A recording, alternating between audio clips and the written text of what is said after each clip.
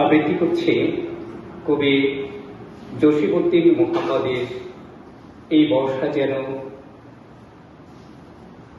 কোন ঋতু নয় শিরোনামের কবিতাটা।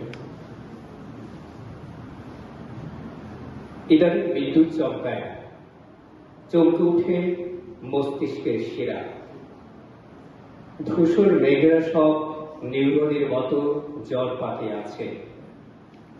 আকাশের বুক চিরে নেমে আসে জলজ ডায়নোসর, তারও শান্তি পাড়ার অলিগলি চিবিয়ে খায় তৃষ্ণায়। রাস্তার পিচ গলি গলি তৈরি হয় এক কাল্পনিক সমুদ্র, যেখানে কাগজের নৌকাও হঠাৎ লোহার মতো ডুবে যায়।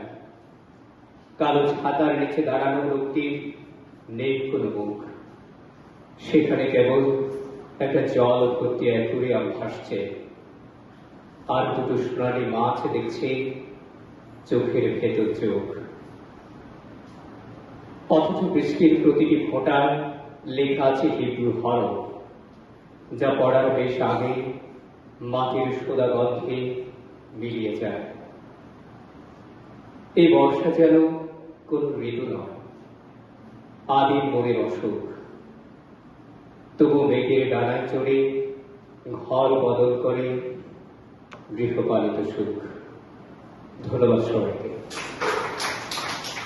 কবিতাটি আস্তে আস্তে গাড়িতে পড়ছিলাম। আজকের ভোরের কাগজের সাহিত্য পাতার একটি কবিতা।